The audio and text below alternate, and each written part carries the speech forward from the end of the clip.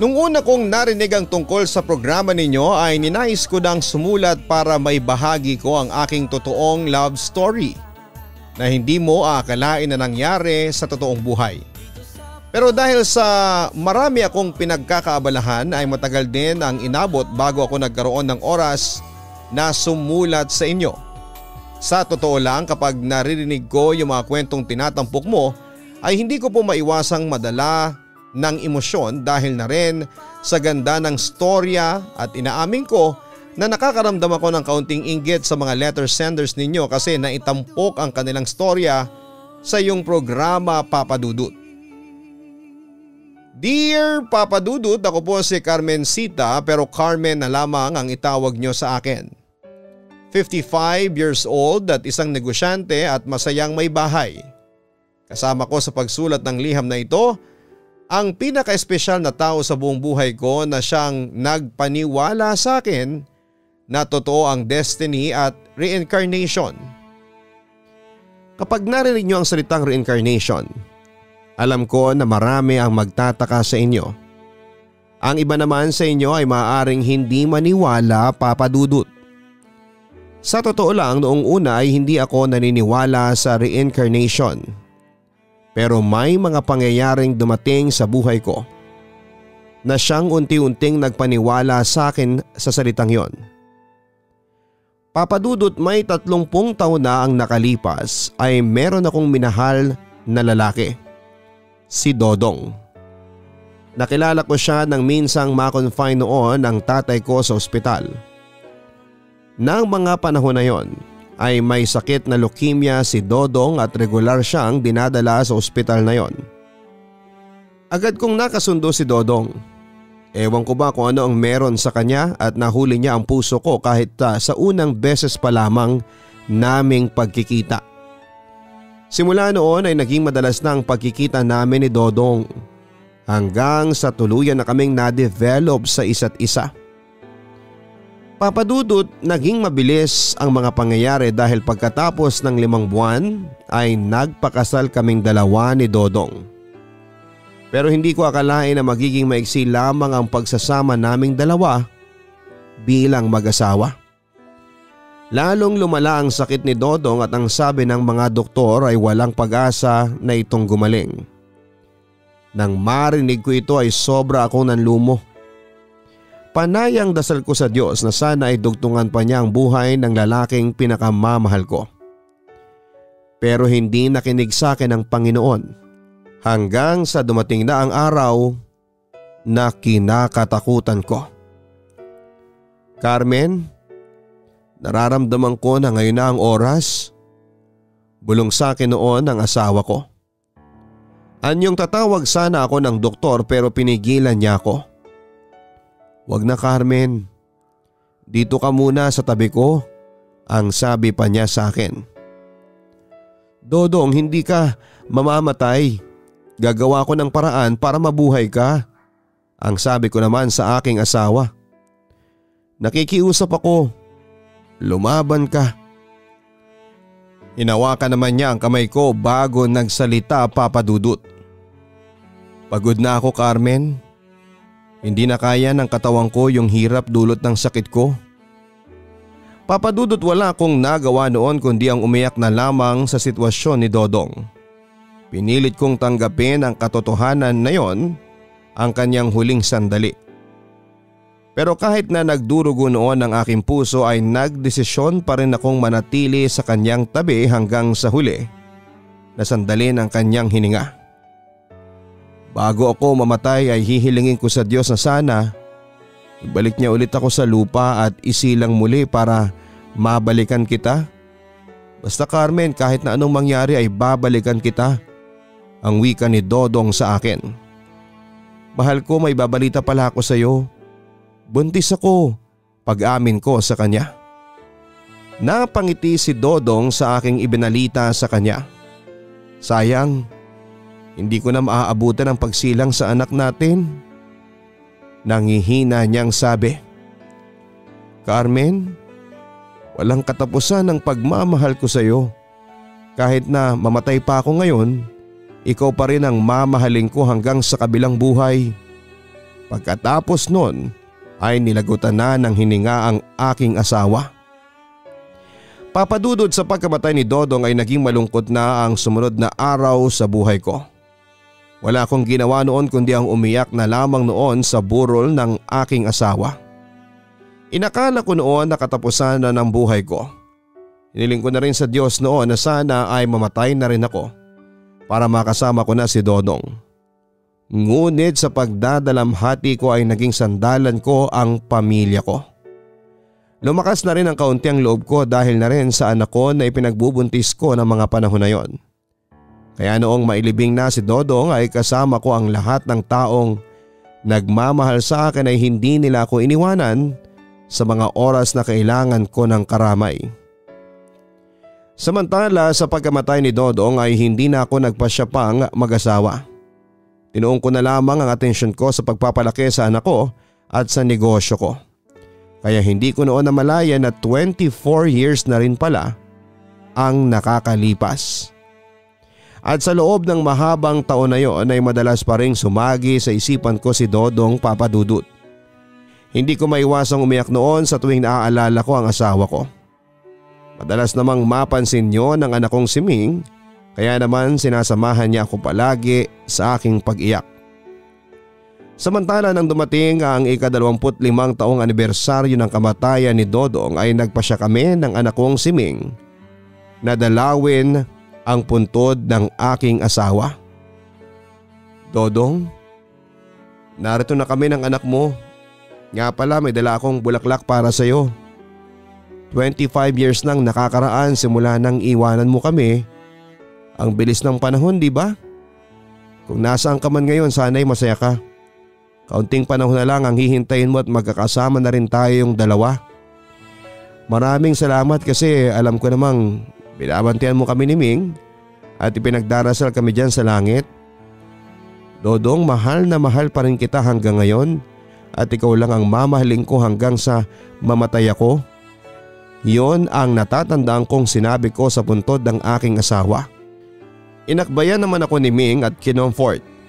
Masaya na po si Itay, kapiling ang Diyos, inay. Hindi man natin siya kasama ngayon pero alam ko pong sinusubaybayan niya tayo, ang sabi pa ng anak ko. Ming, hindi sa nalulungkot ako pero palaging naaalala ko yung mga masasayang araw namin ng Itay mo. Sayang nga lang at sandaling panahon lang kami nagkasama. Alam mo ba Ming, sabi nga noon ng inay, ang lola mo, na napakatanga ko daw.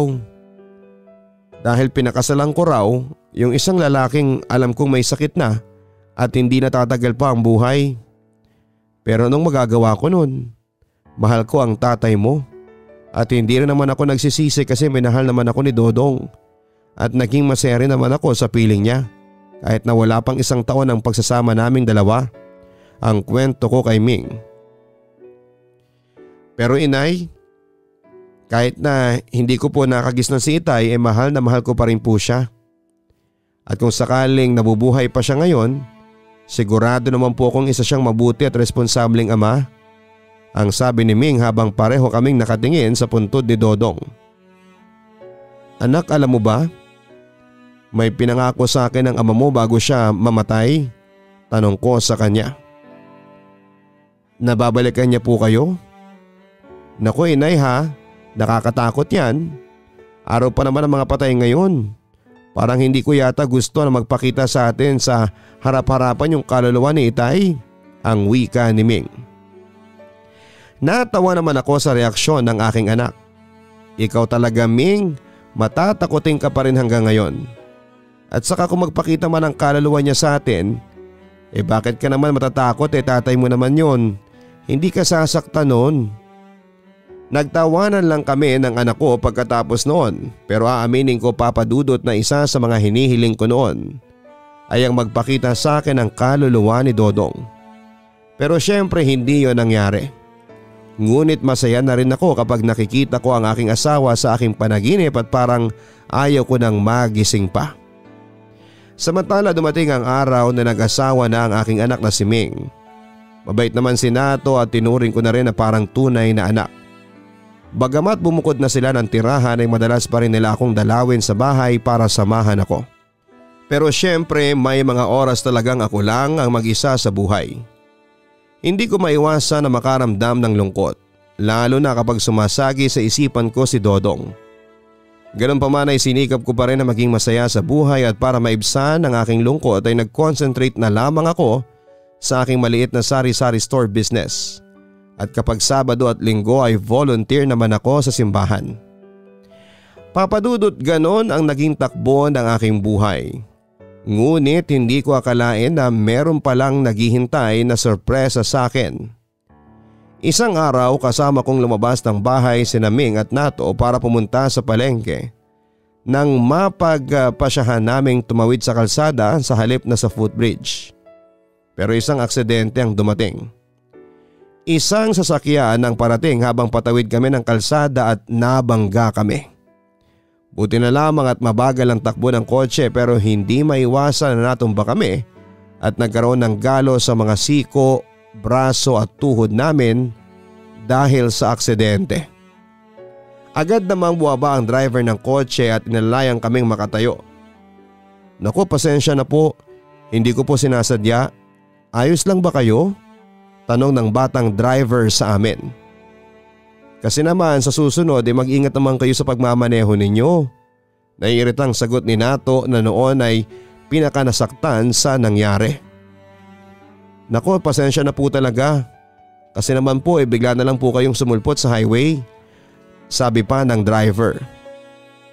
Maya-maya ay buwaba naman ang isa pang sakay ng kotse at agad na umalalay sa amin, Papa Dudut.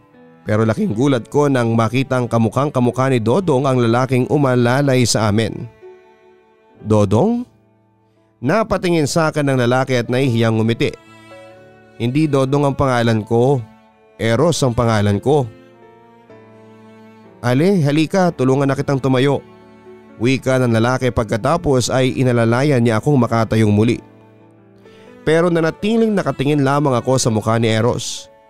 Imposible dahil ang tabas ng kanyang muka, mga mata, ilong, bibig, lahat ay katulad ng kay Dodong. Naku, pasensya na po kayo sa abala ha. Etong kapatid ko kasi baguhang driver lang. Actually, kakakuha lang niya ng lisensya kanina. Naku, buti na lang talaga at hindi kayo napahamak. Anyway, bilang kabayaran sa abalang ibinigay sa inyo ng kapatid ko tanggapin niyo po sana ito, ang sabi pa ni Eros. Agad naman akong tumanggi sa inaabot niyang pera sa amin. Ale, sige na po, tanggapin niyo na po ito. Tulong po namin yan sa inyo at saka heto po yung calling card ko. In case na may maramdaman kayong masakit sa katawan ninyo dahil sa nangyari ngayon. Basta huwag kayong mahiyang tumawag sa akin. Handa po namin kayong ipagamot, ang sabi pa ni Eros. Papadudot hindi ako makapaniwala noon sa mga nakita ko. Halos magkamukha ang lalaking yon at ang asawa kong si Dodong. Pero papadudot, ang mga mata niya, ang mga ngiti niya at ang boses niya ay parehong-pareho talaga ni Dodong. Para bang kaharap ko ang asawa ko ng mga oras na yon. Samantala pagkatapos ng aksidenteng yon ay muling nanakit ang katawan ng asawa ng anak ko na si Nato. Yung pala ay nabalian pala siya ng buto sa tagiliran na naging resulta ng aksidenteng yon. Kaya agad na tinawagan ng anak ko si Eros para humingi ng tulong. Sa kabilang banda ay agad namang tumulong si Eros at pinagumot si Nato sa orthopedic. Yon ang naging daan para magkausap at magkakilala kami ni Eros. Papadudot nagsimula ang communication namin sa pamamagitan ng text nang minsang hingin niya ang cellphone number ko. Sa totoo lang ay hindi ako mahilig mag-text pero nahilig na rin ako dahil kay Eros. Dahil sa regular communication namin ay naging magkaibigan kami hanggang sa umabot sa puntong super close na kaming dalawa. Papadudot mabait si Eros, palakaibigan at madaling lapitan. Pero sa madalas naming pagkikita ni Eros ay hindi ko maiwasang mahulog ang loob ko sa kanya. Lalo na't naalala ko sa kanya ang asawa ko. Samantala may pagkakataong dumadalaw si Eros sa bahay namin kapag Sabado at Linggo. At doon ay masaya kaming nagbabanding. Minsan pa nga ay tinuturuan ko siyang magluto at napansin ni Ming at Nato ang closeness namin ni Eros at hinayaan lamang nila yon. Biro pa nga ng manugang ko ay may asim pa raw ako at bagay daw kami ni Eros. Siyempre una ay hindi ko sineryoso ang birong yon. Pero dumating ang araw na na-realize ko na lamang na parang mahal ko na yata ang reincarnation ng asawa ko. Eros, matanong ko lang, naniniwala ka ba sa reincarnation? Tanong ko sa kanya isang araw. Sandaling nag-isip-isip si Eros. Medyo, sagot niya. Bakit mo naman naitanong? Wala lang kasi ako noong una hindi ako naniniwala sa reincarnation. Pahayag ko. Pero ngayon naniniwala ka na? Curious na tanong sa akin ni Eros. Oo, kasi may isang tao na dumating sa buhay ko ngayon na unti-unting nagpapakumbinse sa akin na baka nga totoo ang reincarnation. Panimula ko. Sa totoo lang ay nawiwirduhan talaga ako kasi matagal na siyang patay pero ngayon para siyang nagbabalik. Hindi bilang multo ha, pero bilang normal na tao. Magkamukhang magkamukha sila. Bukod roon ay halos pareho sila ng kilos, ng ugali, pati na yung pagngiti. Parehong pareho. Ang weird, hindi ba? Natatandaan ko na napagkamalan mo ko bilang asawa mong si Dodong. Magkamukha ba kami? Tanong niya. Magkamukhang magkamukha kayong dalawa ni Dodong. Ang pinagkaiba nyo lang ay maputi ka, matangkad at saka light brown ang mata. Hindi tulad ni Dodong na kayo manggi at kasing tangkad ko lang. Pero pwede kayo mapagkamalang magtatay. Kwento ko. What if totoo nga ang reincarnation? Malay mo ako pala yung reincarnation ni Dodong. Bigla na lang niyang sinabi. Napatingin na lamang ako kay Eros. Ang kanyang mga ngiti at titig ay Dodong na Dodong talaga. Kaya minsan ay hindi ko maiwasan na pagtaasan ng balahibo. Sabi mo kasi bukod sa magkamukha kami sinabi mo rin na halos pareho kami ng ugali. Malay mo nga totoo nga yung reincarnation. Kaya siguro gano'n na lamang yung nararamdaman ko sa'yo, ang wika ni Eros. Ano bang nararamdaman mo para sa akin? Tanong ko naman sa kanya. Espesyal. Para bang ikaw na ang bumubuo sa mundo ko. Sabi niya sa akin. Habang ako naman ay nanatili lamang na tahimik. Iniisip ang posibilidad na baka nga si Eros ang matagal ko nang hinihintay na pangako sa akin ng aking asawa ang kanyang pagbabalik. Papadudot nung una talaga ay hindi ako naniniwala sa reincarnation. Pero simula nang dumating sa buhay ko si Eros ay madalas akong napapaisip na baka totoo nga ang reincarnation. Hindi ko alam kung bunga lamang ba yon ang pangungulila ko kay Dodong kaya nakikita ko siya kay Eros. Pero sa tuwing magkasama kami ni Eros ay napapansin ko talaga na halos pareho sila ng ugali at ng kilos. Tapos kapag tumitig siya sa akin, pakaramdam ko ay si Dodong ang nakatingin sa akin. Samantala nagpatuloy pa ang pagkakaibigan namin hanggang sa hindi ko na namalaya noon na nahuhulog na pala ang loob ko sa kanya. Papadudot kahit na sabihing malaki ang agwat ng edad namin at kung titingnan ay parang anak ko na nga siya pero hindi pa rin naging hadlang yon para mahalin ko ng palihim si Eros. Na sa tingin ko noon ay reincarnation ng asawa kong si Dodong. Pero papadudod sa kabila ng pagtibok ng puso ko kay Eros ay minabuti ko pa rin na huwag sabihin sa kanya ang mga nararamdaman ko. Madalas ay napapaisip din ako kung talaga bang mahal ko si Eros o baka lang nakikita ko lang sa kanya si Dodong kaya ako siya minahal. Inisip ko rin kung ano ang magiging kahihinatnan kung sakaling maging kami ni Eros. Pero nang mga panahon na yon, ay hindi rin ako umaasa na mamahalin din ako ni Eros dahil sino ba naman ang magmamahal sa akin samantalang matanda na ako. Ngunit papadudot, lingid sa kaalaman ko noon na may nararamdaman na pala si Eros para sa akin. Samantala isang araw ay dinala ako ni Eros sa parkeng madalas niyang puntahan. Naalala ko ang parking yon kasi doon ko rin madalas dalhin noon si Dodong noong nabubuhay pa siya. Nang mga oras na yon ay nakaramdam ako ng lungkot pero agad ding nawala yon dahil kasama ko naman si Eros. Madalas ako dito sa parking ito. Dito ako nagpapalipas ng oras. At saka alam mo ba, sa kada pagbisita ko rito ay gumagaan ang pakiramdam ko. Tingnan mo yung paligid maganda tapos malamig yung simoy ng hangin. Buti na lang at hindi gaanong crowded ang parking ito. Ang kwento ni Eros. Kailan ka pa namamasyal sa parking ito? Curious na tanong ko sa kanya. Sumagot naman si Eros. Bata pa lamang ako alam ko na ang parking ito. Dito yung paborito kong tambayan. Pero alam mo ba Carmen? Nung unang kita ko pa lamang sa parking ito iba na ang pakiramdam ko. Para bang may koneksyon na kaagad sa buhay ko ang lugar na ito. Teka, matanong naman kita. First time mo ba dito? Ilang beses ko nang napuntahan ang parking ito, sagot ko. Alam mo ba ang parking ito ang paborito ring tambayan ni Dodong noon? Madalas ko siyang dalhin dito.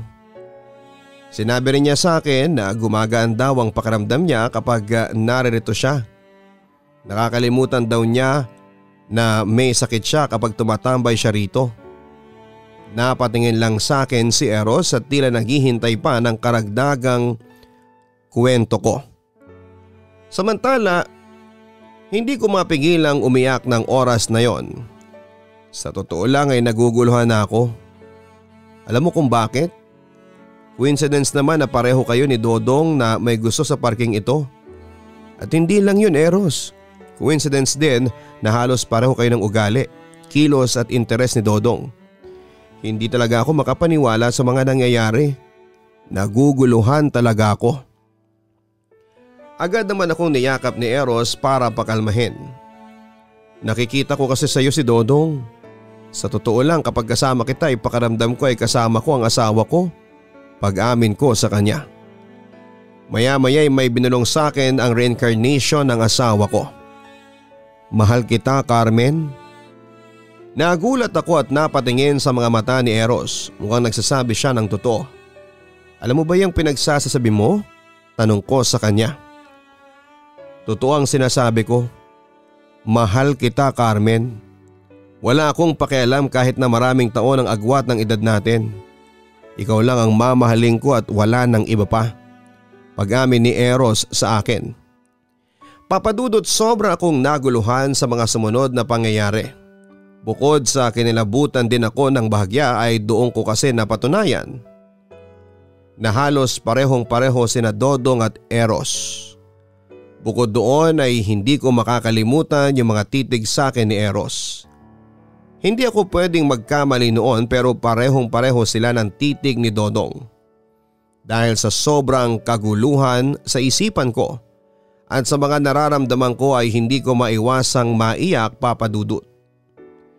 Agad naman akong sinamahan ni Ming at doon ay ikinuwento ko sa kanya na nagbalik na ang kanyang ama sa katauhan ni Eros. Pero tulad ng inaasahan ay hindi naniniwala sa reincarnation si Ming.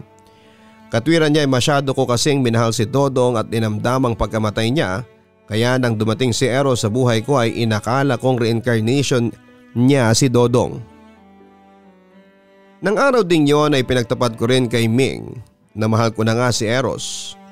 Tumutol ang anak ko dahil imposibleng maging kami ni Eros dahil sa agwat ng edad namin at nasisigurado naming marami ang tututol sa magiging relasyon namin ni Eros. Pero papadudot ng mga panahong yon ay wala akong pakialam sa mga sasabihin ng ibang tao sa akin. Tinuloy ko pa rin ang pakikipagrelasyon kay Eros. Sa kabilang banda ay hindi naman ako nagsisisi sa desisyon ko dahil ramdam na ramdam ko noon na mahal talaga ako ni Eros. Naging masaya naman kami sa relasyon namin at kahit na parang anak ko na siya, kung titignan sa edad namin ay hindi pa rin yun naging hadlang para ipakita sa madla na nagmamahalan kaming dalawa. Pero papadudot tulad ng inaasahan ay marami ang tumutol sa relasyon namin at isa na roon ang mga magulang ni Eros. Carmen, hindi ka ba nahihiya sa sitwasyon ninyo? Seryosong tanong sa akin ng nanay ni Eros. Hindi ka ba nahihiya na nakikipagrelasyon ka sa lalaking parang anak mo na? At bakit naman po ako mahihiya? Sagot ko. Mahal ko si Eros at hindi ko yun kinakahiya. Dagdag ko pa. Hindi nagustuhan ng nanay ni Eros ang sagot ko kaya nagtaas na ito ng boses sa akin. Isang malaking kahibangan yan. Look, you're already 48 at 2 taon lang ang tanda ko sa'yo. Tapos ang anak ko is only 21. 25 years ang tanda mo sa kanya. Na kung titingnan mo parang anak mo na si Eros. Carmen, hindi ko pinalaki ang anak ko para ikaw lang ang makatuluyan. Sagot pa nito. Gusto kong hiwalayan mo na si Eros. Hindi kayo bagay at ayaw ko sa'yo. Ayaw kong masirang kinabukasan ng anak ko nang dahil lamang sa'yo. Pero Papa Dudut, nagmatigas ako sa gustong mangyari ng matanda. Hindi ko po hihiwalayan si Eros, ang sabi ko. Ina ka rin, Carmen. Kung ikaw ang nasa katayuan ko, I'm sure gagawin mo rin tong ginagawa ko. Carmen, wala akong ibang hinangad kundi ang mapabuti lamang ang anak ko. At handa akong gawin ang lahat para mapabuti lamang siya. Pagpapatuloy ng nanay ni Eros. Pero sinikap ko pa rin maging magalang at sa halip ay nagmakaawa na lamang ako sa matanda na huwag kaming paghiwalayin ng lalaking mahal ko. Nakikiusap po ako. Huwag niyo naman pong gawin sa amin to. Mahal na mahal ko po si Eros. Hindi ko po kayang mawala siya sa akin. Ngunit tila bato na ang puso ng matanda sa akin. Kung nabubuhay kang wala ang anak ko sigurado kong makakaya mo rin yan. Sinasabi ko sa iyo, Carmen, hiwalayan mo na siya. Malaki ang pangarap ko sa anak ko at hindi ikaw ang makapagbibigay noon. Samantala, narinig ni Eros ang usapan namin ng nanay niya at maski siya ay tumutol sa gusto nito. Ma, hindi ko po kayang iwanan si Carmen. Nagmamahalan po kami, pagmamatigas ni Eros. Sa huli ay nagtalo lamang ang mag-ina at hindi nagtagal ay nag-walk out ang matanda. Nakaramdam naman ako ng kaunting guilt sa nangyari kaya kinagabihan ay kinausap ko si Eros. Eros, patawarin mo sana ako pero hanggang dito na lang tayo. Oo at mahal kita pero hindi kita kayang ipaglaban. Pag-amin ko habang naiiyak. Anong sabi mo, Carmen? Carmen naman, naibulalas ni Eros sa akin. Tama ang nanay mo. Masyado na akong matanda para sa iyo at wala kang magiging kinabukasan sa akin. Dagdag ko pa. Carmen, hindi ko kayang iwanan ka. Minsan na kitang iniwan 25 years ago at ngayon ay binigyan na ako ng pangalawang buhay. Hindi ko nahahayaang pang maulit yon. Ang sabi niya sa akin. Huwag kang hibang. Hindi ikaw si Dodong. Hindi totoo ang reincarnation. Yon ang sinabi ko naman sa kanya. Pero hindi basta-basta sumuko ang lalaking pinakamamahal ko. Oo, maaaring hindi nga totoo ang reincarnation. Pero hindi mo ba naisip na baka ibinigay ako sa iyo ng Diyos para maging kahalili ng asawa mo? Carmen, ano pa bang dapat kong gawin para mapatunayan sa iyo na mahal kita? Hindi pa ba sapat yung mga ginawa kong efforts at sakripisyo para sa iyo? Samantala ay napatingin lamang ako kay Eros na noon ay nagsisimula na ring umiyak dahil sa akin. Kung iniisip mo naman yung tungkol sa edad natin, wala akong pakialam kahit na ano pa ang sabihin nila. Handa kitang ipaglaban, Carmen. Pero papadudot sa huli ay nagdesisyon pa rin ako na isuko ang aking pagmamahal para kay Eros. Ito ay alang-alang sa magiging kinabukasan ng lalaking pinakamamahal ko. Papadudot masakit man sa akin pero kailangan kong pakawala noon si Eros. Iniisip ko na lamang na para din yon sa kinabukasan niya. Hindi ako naging makasarili at sa halip ay kinumbinsi ko pa si Eros na sumama sa kanyang mga magulang papunta ng Italy. Doon ay nag-decide na rin akong lumayo kay Eros kahit na labag sa kalooban ko. Pero hindi hinayaan ni Eros na magkalayo kaming dalawa dahil isang araw ay muli niya akong pinuntahan para ipaglaban ako. O bakit ka napadalaw? Hindi ba ngayon ang alis ninyo papunta ng Italy? Tanong ko noon kay Eros. Hindi ako sasama sa kanila.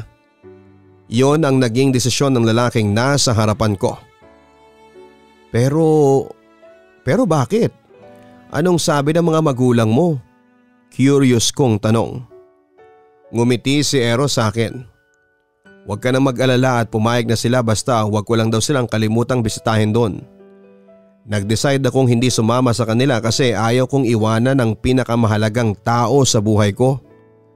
Napatingin na lamang ako kay Eros. Deep inside ay masaya ang aking puso sa naging desisyon niya. Carmen, may isa lang akong hihilingin sa iyo.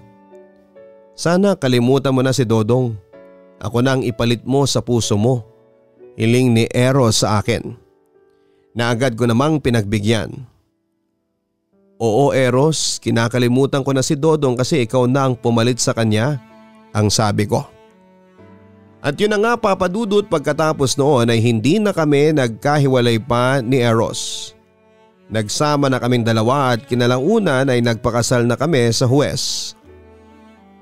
Doon ay napagtanto ko sa sarili ko na maaaring magkapareho sina Eros at Dodong sa itsura, kilos at maging sa pag-uugali, pero magkaiba pa rin sila dahil mas minahal ko ang pagkatao ni Eros at mas masaya ako sa piling niya. Papadudot sa ngayon ay 7 taon na kaming mag-asawa ni Eros at sa araw-araw na lumilipas ay mas lalo ko siyang minamahal. Kahit na hindi na kami magkakaanak ay masaya na rin kami ni Eros at masasabi ko namang masaya at kompleto ang buhay namin. At sa kwento naming ito ay napatunayan naming mag-asawa na God works in mysterious ways. Papadudot, hanggang dito na lamang ang sulat namin sa inyo ni Eros. Sana ay mapili po ninyo itong mai-ere at maraming salamat sa iyo in advance. God bless and more power sa Papadudot Stories at sa mga masisipag na taong bumubuo nito. Lubos na nagpapasalamat, Mrs. Carmencita Payumo Corelli. Iba-iba ang paniniwala natin tungkol sa reincarnation o muling pagkasilang. May mga naniniwala, meron din namang hindi. Pero isa lamang ang sigurado sa totoong kwento ng pag-ibig ni Nanay Carmen at Eros na God works in mysterious ways. Walang makapagsasabi o walang makakakwestiyon sa gawa at plano ng Panginoon sa ating buhay. Maaring totoo ang reincarnation at tinupad lamang ng Panginoon ang kahilingan ni Dodong na babalikan niya ang kanyang asawang si Carmen. Ganun pa man ay nakakatuwang marinig na sa kabila ng maraming pagtutol ay nagawang ipaglaban ni Carmen at Eros ang kanilang pagmamahalan. At sa huli ay natanggap na ito ng kani-kanilang mga mahal sa buhay. Tunay na kapag mahal mo ang isang tao ay handa mong ipaglaban at ipagsigawan sa buong mundo na mahal mo siya. Maging sino man o anuman ang kanyang nakaraan. Mga kaibigan, mahiwaga po ang pag-ibig at marami itong kayang gawin na hindi natin akalain. Kaya hanggat nabubuhay tayo, pahalagahan natin ang pag-ibig at sulitin natin ang pagkakataon. Ang bawat oras na kasama natin ang ating mga mahal sa buhay. At bago magtapos ang ating programa ay pasalamatan natin si Carmen sa pagbabahagi ng kanyang totoong kwento ng pag-ibig. Naway maging masaya palalo kayo sa pagkasama ninyo ni Eros. More blessings to come. Ako po ang inyong Papa Dudut. Maraming salamat po sa pagtutok. Huwag kalimutan na mag-like, share and subscribe. Hanapin din po ang Papa Dudut Vlogs. At suportahan din po yan tulad ng suportang ginagawa ninyo sa Papa Dudut YouTube channel. Maraming salamat po. Ang buhay ay mahiwaga, laging may lungkot at saya. Sa Papa Dudut Stories, laging may karamay ka.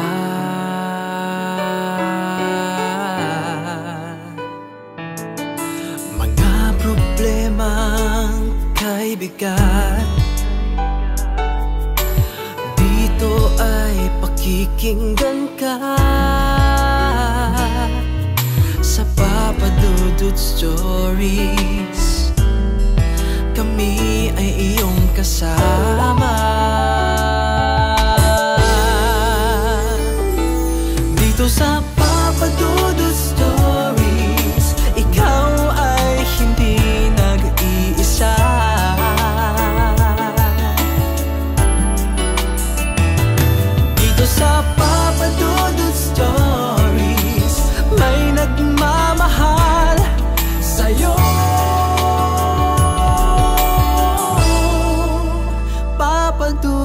Stories.